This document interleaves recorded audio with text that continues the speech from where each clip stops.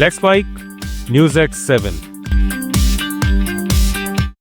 कांग्रेस नेता राहुल गांधी ने बीजेपी और आरएसएस पर लोकतंत्र पर हमले का बड़ा आरोप लगाया है। केरल के कोच्चि में पार्टी की महापंचायत को संबोधित करते हुए राहुल गांधी ने कहा कि आरएसएस और बीजेपी चाहते हैं कि लोकतंत्र पर हो रहे हमलों पर देश की जनता चुप रहे।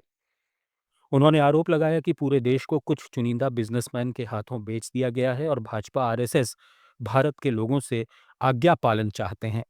जनता की आवाज को साइलेंट करके ही ये ताकतें सफल हो सकती हैं, लेकिन कांग्रेस ऐसा नहीं होने देगी। कांग्रेस ही संविधान को बचा सकती है और पंचायत नगरपालिकाओं को मजबूत करना जरूरी है। राहुल ने याद दिलाया कि 73वां और 74वां संविधान संशोधन कांग्रेस ने ही लागू किया था। उन्होंने बेरोजगारी को केरल की बड़ी समस्या बताया और भरोसा जताया कि कांग्रेस यूडीएफ सरकार इस पर काम करेगी।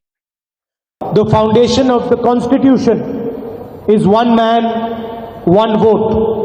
And the idea is that every single Indian citizen should have voice in the running of our country. ഭരണഘടന ഏറ്റവും slightly deeply at the difference between the BJP, the RSS and us, the Congress party.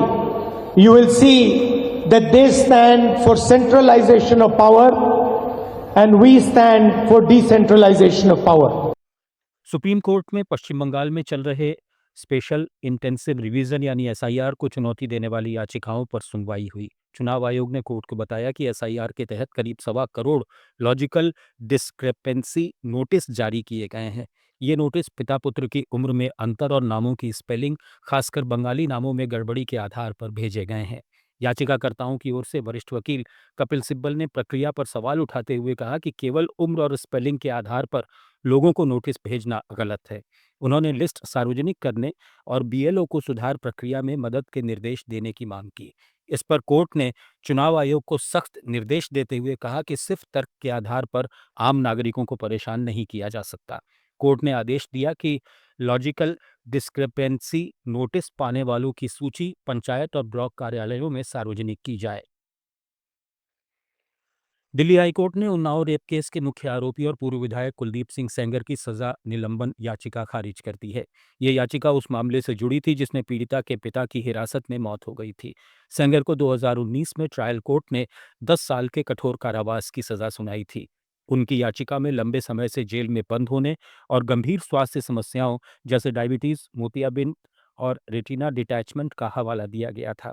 हालांकि CBI और पीड़िता ने court में विरोध किया। CBI ने कहा कि यह मामला बेहद गंभीर है और इसमें किडनैपिंग, मारपीट और कस्टोडियल डेथ शामिल है।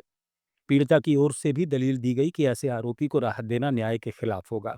सुनवाई के बाद न्यायमूर्ति रविंदर टुडेजा ने सजा निलंबन की मांग खारिज कर दी।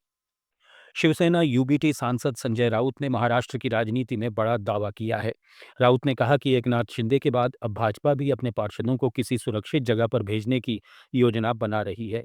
उनका सवाल है कि आखिर कौन किससे डर रहा है। राउत के मुताबिक नगर निकाय चुनाव नतीजों के बाद बीएमसी मेयर पद को लेकर किसी भी पार्टी की स्थिति साफ नहीं है। 227 सीटों वाली बीएमसी में भाजपा को 89 सीटें मिली हैं, जबकि शिंदे गुट के पास 29 पार्षद हैं। मेयर बनने के लिए 114 का बहुमत चाहिए।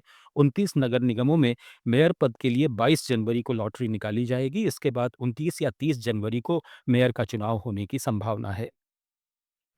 मेघालय की फुटबॉल टीम संतोष ट्रॉफी के लिए असम के सिलापाथर पहुंच गई है।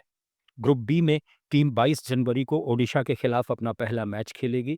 ग्रुप में केरल, सर्विसेज, पंजाब और रेलवे जैसी मजबूत टीमें हैं।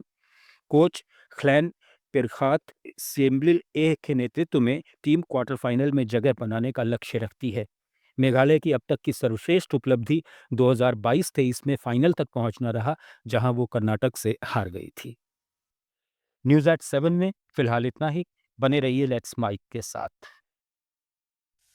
आप सुन रहे थे let's mic more than radio. Follow कीजिए हमें हमारे सोशल मीडिया प्लेटफॉर्म्स पर।